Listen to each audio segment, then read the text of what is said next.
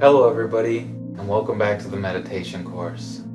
Today we will be talking about Master Ning's meditation. Master Ning was the first person to formally teach me about meditation. You see, he was the Chen-style Tai Chi teacher at Maling Shaolin Kung Fu School. While I was training at this Kung Fu school, he guided the meditation class every Thursday.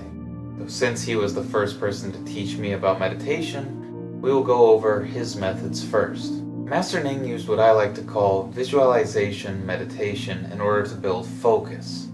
There were many different exercises that he used, but the three that I'll tell you about today are colors, flower, and fireball.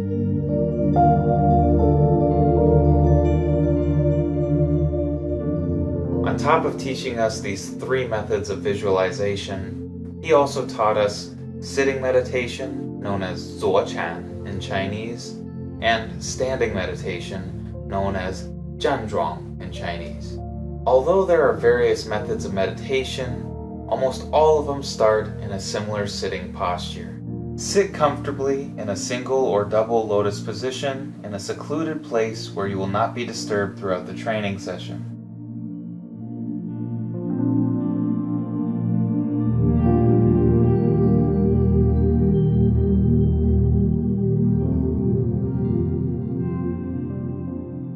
Support your buttocks with a firm pad or pillow if needed. Place your palms on your knees in what is known as the Luohan pose. This pose will help you keep your spine straight, which is a very important factor in meditation training. When you have become used to sitting comfortable upright, you can progress to placing one palm on your legs in front of you and the other on top of it with thumbs touching slightly. This is known as the Buddha pose.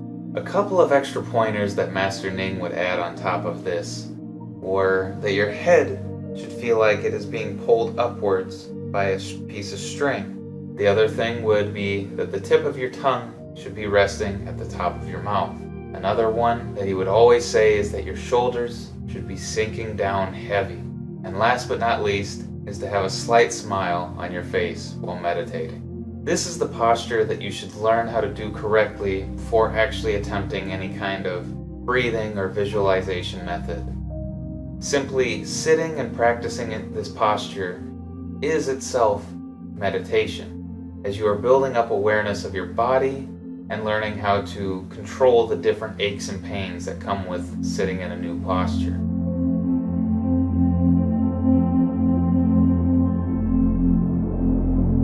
Standing meditation is a big part of Tai Chi, Qigong, and other forms of meditation or movement exercises.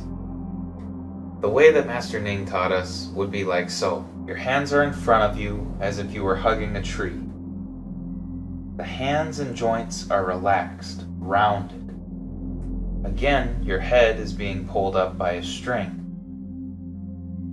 Your knees should be slightly bent and your hip tucked inward.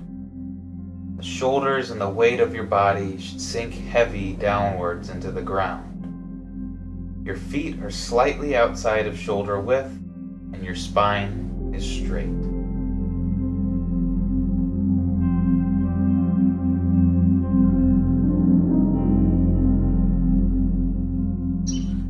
Sit down. Fold down your hip important. Fold down your hip. Fold down your hip. Fold down your big hand. Center of big hand. To foot. Easy. Open your back. Every joint upward. Open your body. Pull things down. Your back. Open it upward. Counter pulling. Next, back to your closest. Open shoulder bounce. To the end. To side. Open it. Forward a little. Forward a little. Forward a little. Sink downward to elbow to you. Looks like you have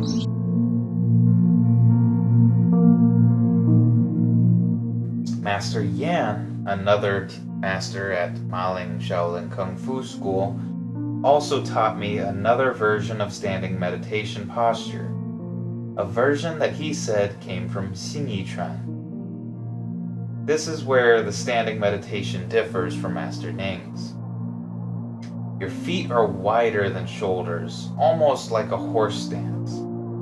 Your hands are holding one finger up to expel what he called bad chi or bad things. Your hip is still tucked, but your body weight should almost be pushing forward. Your toes should be grabbing the ground, really rooting yourself into the stance. It doesn't matter what position you practice during meditation. Simply choose one that you enjoy and practice it until it becomes comfortable or bearable. Once you've become familiar with the position, you are able to move on to the visualization methods that Master Ning would teach us.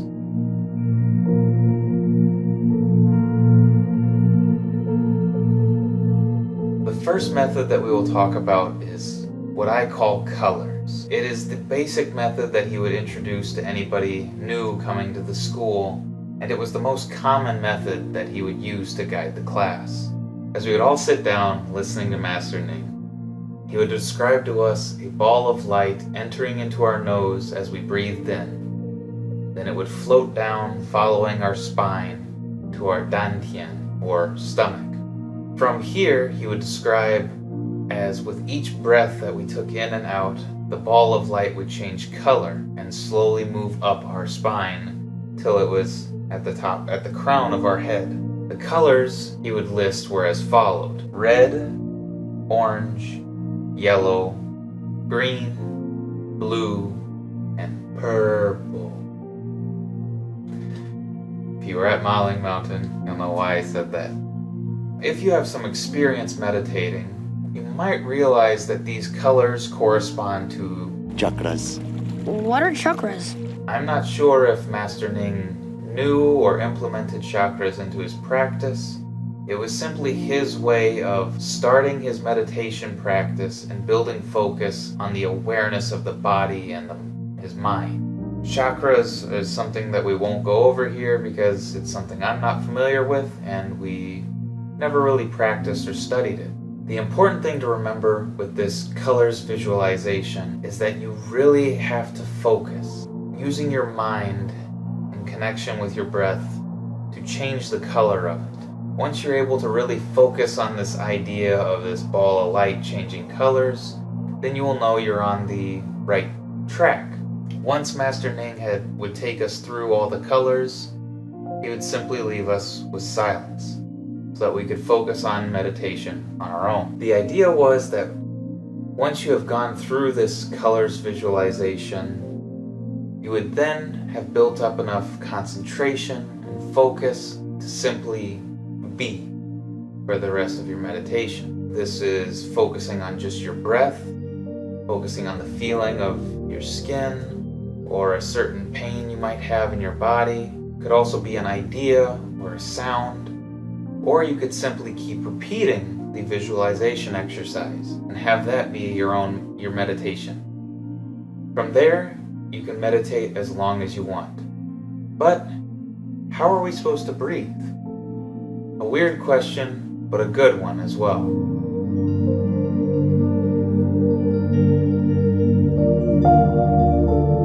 The master that I mentioned before, Master Yan, is actually the one who taught us how to breathe during our Qigong and meditation exercise. He described it as so: turtle breathing. A slow kind of breathing that uses your nose to breathe in and mouth to breathe out.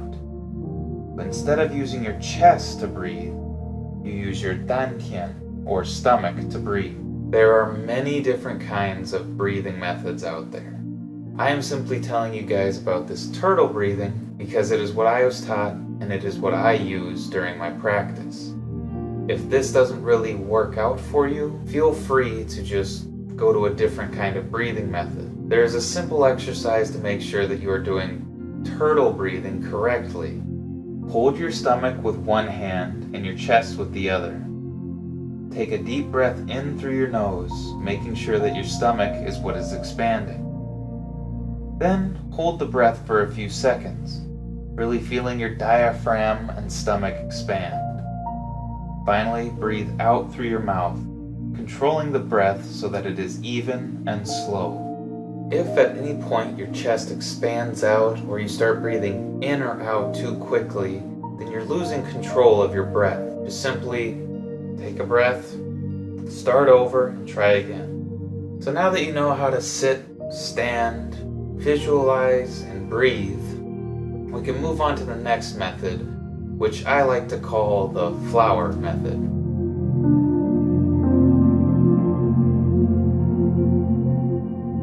For the flower method, Master Ning would start off with the color method, and then he would add the flower exercise onto the end of it. The flower exercise is simply visualizing a flower, usually a lotus on a lily pad or something like that. As we breathed in, we were told to visualize the flower opening up. And then, as we breathed out, the flower would be closing. As you kept breathing in and out, opening and closing this flower, the image of the flower was supposed to get stronger and more detailed in your mind.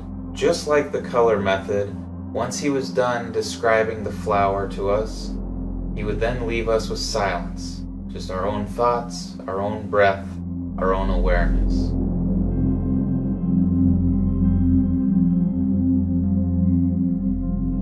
For the final exercise is what I like to call the fireball exercise, as it is a combination of the previous two with one more element added on to it. Master Ning would start off with the color visualization. Once the ball of light would reach our stomach or dantian, the ball of light that would normally turn to different colors would actually turn into a ball of fire. As we breathed in and out, the ball of fire was supposed to expand and shrink. At one point, Master Ning would say, imagine the fireball combusting, and within the middle of the explosion, or in the middle of the fireball, would lay a flower. Then you would carry on with the flower exercise. This one is just more of a complex visualization that requires a lot of focus to go from one element to the next, as it's very easy to lose track of your breath, of your mind, and your own thoughts during such a complex visualization. The last part of the fireball method is that there's actually an ending portion to it as well. Once Master Ning would wake us from our meditation, he would have us keep our eyes closed and imagine the flower closing and returning to that fireball or ball of light. Then, with our last couple of deep breaths, imagine that fireball or ball of light slowly shrinking and fading away into our dantian or stomach. Then you could open your eyes and end your meditation.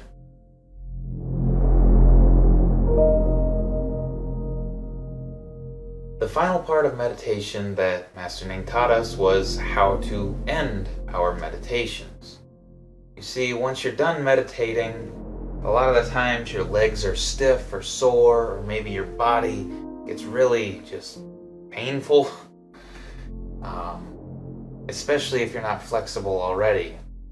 So Master Ning taught us how to comfortably get out of it. When you're done with meditation, your eyes are still closed, and Master Ning would have us put our hands onto our stomach. And then we would rub your stomach a couple of ways in a clockwise fashion, and then counterclockwise as well. Once you've done that, he would then have us bring our hands together in front and begin rubbing them until you get some heat onto your hands. Then you'll put your hands onto your face, rub your eyes, rub your ears, top of your head as well. Finally, you would clasp your hands together again to create more heat and put them on your lower back where your kidneys would be, and rub up and down.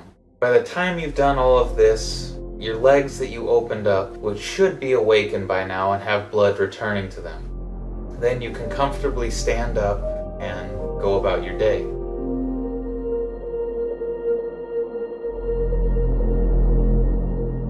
Now, as you see, Master Ning used visualization to help him start his meditation.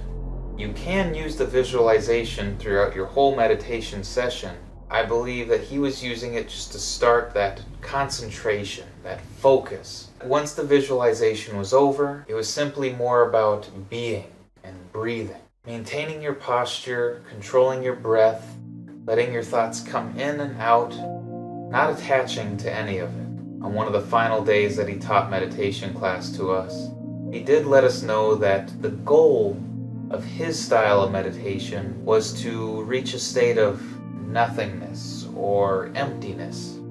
And it was from these basic ideas my own meditation began to develop. It wasn't until many months into training that these other masters began to tell me their way of meditating and their insights on what meditation is. Give these exercises a try, and remember, just breathe.